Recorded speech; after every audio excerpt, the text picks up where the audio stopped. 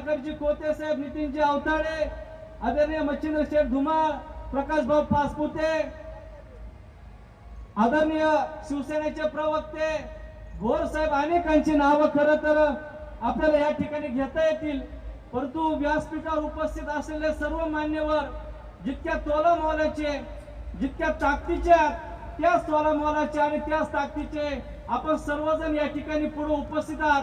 आपल्या सर्वांचं मी मनापासून सहर्ष स्वागत करतो, आपल्या सगळ्यांचं अभिनंदन करतो। सगळ्यांची नावं घ्यायची म्हटली तर वेळ पुरणार नाही आणि म्हणून आपण सर्वजण माझ्यासाठी अत्यंत महत्त्वाचे आहेत, अत्यंत जीवाभावाचे आहेत। मी आपल्या सर्वांचं मनापासून या ठिकाणी स्वागत करतो।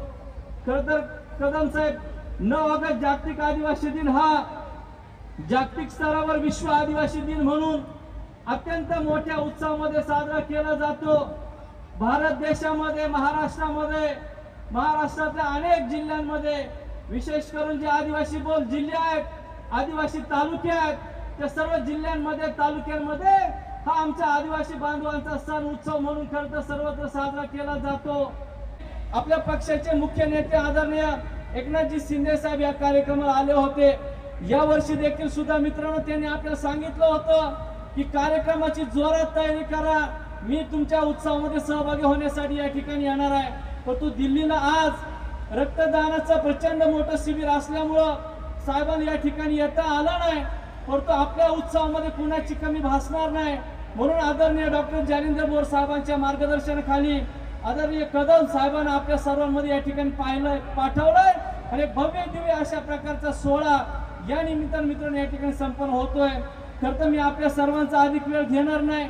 कदम साहेबांचं भाषण, आदरणीय खताळ साहेबांचं, खासदार साहेबांचं भाषण आपल्याला या ठिकाणी ऐकायचंय आणि म्हणून आपल्या सर्वांचा अधिक वेळ न घेता आपल्याला या निमित्तानं शुभेच्छा सदिच्छा देत असताना साहेब, आमच्या सर्वांची एक माफक अपेक्षा आहे।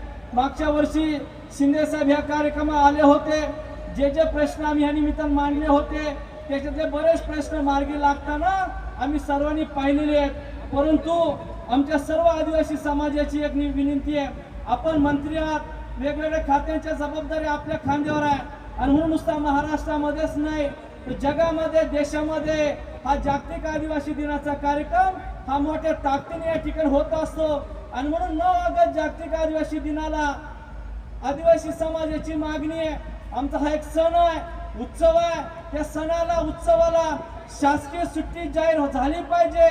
यासाठी मंत्रालयामध्ये जेव्हा तुमची गरज पडेल तेव्हा तुम्ही मदत करावी, अशा प्रकारची आमची या निमित्ताने विनंती आहे। आणि दुसरी गोष्ट मित्रांनो या निमित्ताने आपल्या सर्वांना सांगायची आहे, महाराष्ट्रातल्या आदिवासी समाजाची मागच्या वर्षी मागणी होती,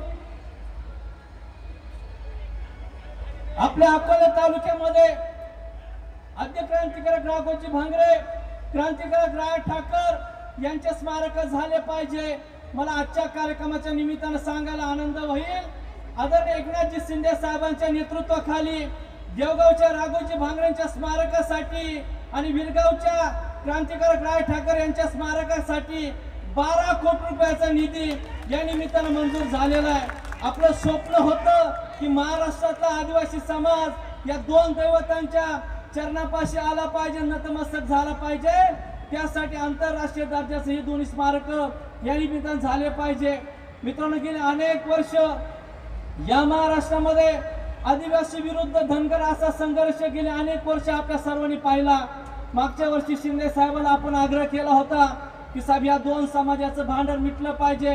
राज्य घटनेने ज्या समाजाला आरक्षण दिलंय, ज्या समूहाला आरक्षण दिलंय त्याचं आरक्षण काढता येत नाही, परंतु दुर्दैवानं कदम साहेब, बारामतीचे काही लोक आमच्या मतदारसंघात यायचे आणि सांगायचे आदिवासी समाजाच्या आरक्षणाला आम्ही धक्का लागू देणार नाही, पण हीच लोक जेव्हा बारामतीला जात होती तेव्हा सांगत होती धनगरांना आदिवासींचं आरक्षण आम्ही या ठिकाणी देऊ।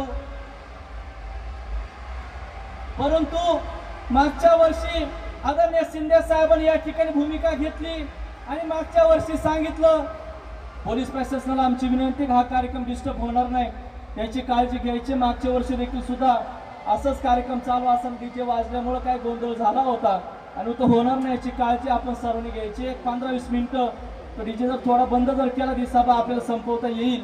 शिवसैनिकाचा आवाज कोणी दाबू शकत नाही, माननीय एकनाथ शिंदे साहेबांचा आवाज कोणी दाबू शकत नाही, आणि विशेष म्हणजे मारुतीसारख्या आदिवासी नेत्याचा आवाज कोणी दाबू शकत नाही, हे या निमित्ताने सांगतोय.